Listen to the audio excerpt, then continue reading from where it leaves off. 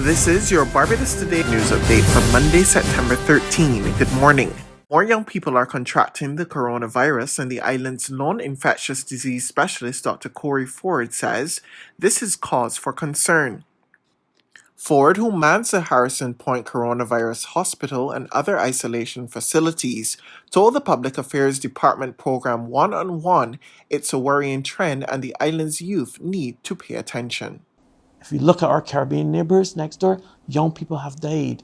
Young people, as young as 18, as young as 25. You're not, what's the correct word here? You're not because you're young. COVID, there we go, I got it. COVID is no respecter of person. It's not respecter of age, it's not respecter of race, it's not respecter of color, it's no respecter of whether you have a comorbidities or not, because I would tell you, the majority of people in our ICU today, I think there are 4 or 5 who have some sort of serious comorbidity of the 20-something that are and the high 20-somethings that are in there. So this is real, right? So people. So the majority are relatively healthy. Yes, young people. There are a few older ones, yes, but the majority are young.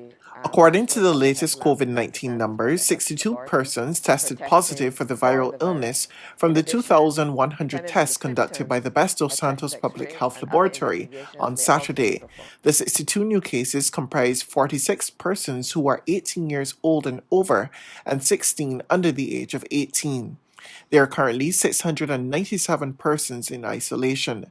Since the start of the pandemic, Barbados has recorded 5,906 confirmed cases of the virus and 52 deaths. To date, 120,269 people have received first doses under the National Vaccination Program for COVID-19, and 96,345 people have received second doses and are fully vaccinated. In other news, calls for relief from rising gas prices have not fallen on deaf ears, assures Minister of Energy, Small Business and Entrepreneurship Kerry Symmonds. Speaking on Sunday's edition of VOB's Down to Brass Stats, Symmonds said the discussion is now focused on the current excise tax, and government is holding talks with the social partnership on how to ease consumers. The domestic fuel prices include a few taxes, which I want to speak to very directly. There's the excise tax, there's the value-added tax. Those taxes, Corey, have not changed since this administration has been in office. And therefore, they cannot be attributed to the recent increases in fuel prices. The excise is at 99.3 cents per litre. And I will say up front now, that one of the things that the ministry is recommending to the social partnership, which must determine their position on some of these things, is that we feel that that is an area where there could be some adjustment made to assist consumers within the area of the excise tax. The Energy Minister added that government will also be asking local fuel marketers to share the burden associated with the costs in order to help drive down the prices. Also in the pricing structure, a thing called the margin, which is given to the marketers. Now, the marketers will be the big oil companies. In this case, it's Sol and Rubis. And I believe that there is a principle in these matters which is called burden sharing.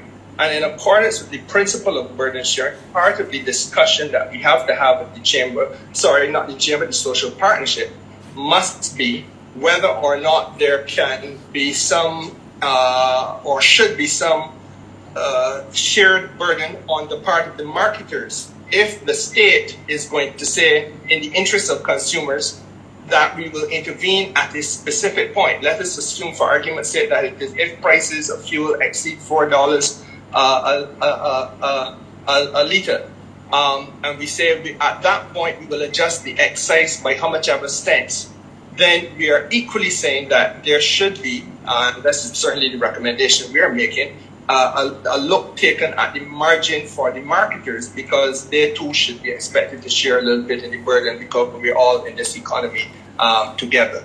In other news this Monday, police have identified yesterday's drowning victim as 75-year-old Joseph Harris of Barbies Gardens, Barbies Hill, St. Michael. His body was recovered from the sea in the area of the Bridgetown Fisheries Complex. Police Public Relations Officer Acting Inspector Rodney Innes spoke to the media at the scene. We promptly responded to the scene. We got here within 7 minutes or so, and we gained access. We spoke to the security here at the complex, who did say he called the police as well. He was notified by a fisherman. That fisherman said he went to his boat, and on visiting his boat, he saw the body of a gentleman floating, of an elderly man floating face down in the water. We went, and he took us to that man, and we were able to summon the Coast Guard, the Barbados Coast Guard, who responded immediately as well, and they were able to recover the body from the water. About 10-15 minutes later, a medical doctor was summoned, and he came here to the scene, and he pronounced death. There's regional and international news after this short break.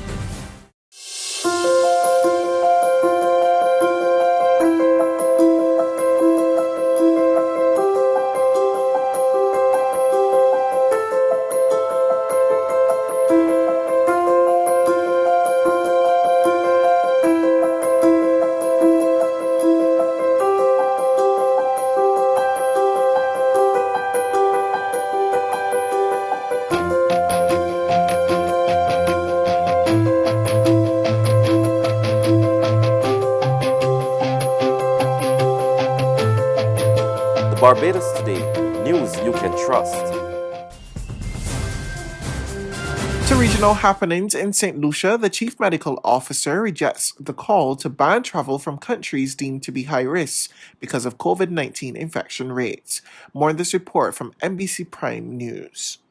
Addressing proposed border shutdowns during a September 8th news conference, the Chief Medical Officer explained evidence of COVID spread from visitor to hotel worker is inconclusive. For example, at this phase, St. Lucia and the rest of the region and even the rest of the world, a recommendation would not come to close the borders. Let me give you a little bit of information coming from the tourism sector to give you an idea why we do not have data to recommend or to make that suggestion.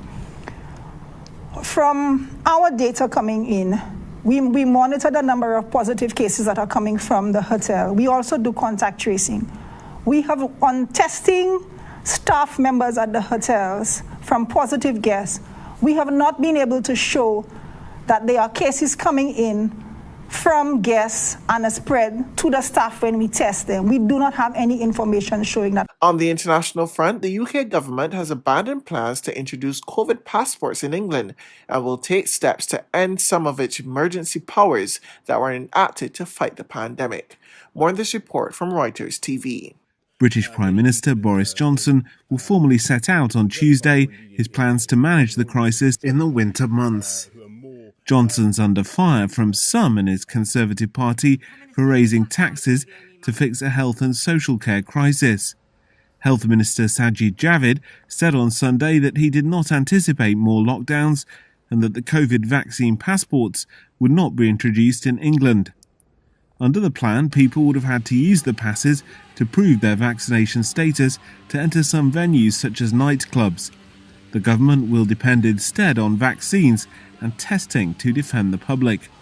Javid also told the BBC he was not, quote, anticipating any more lockdowns, but would not take the measure off the table, and that he wanted to end PCR tests for travellers as soon as possible. The Nighttime Industries Association trade body, which represents the nightlife business, welcomed the U-turn.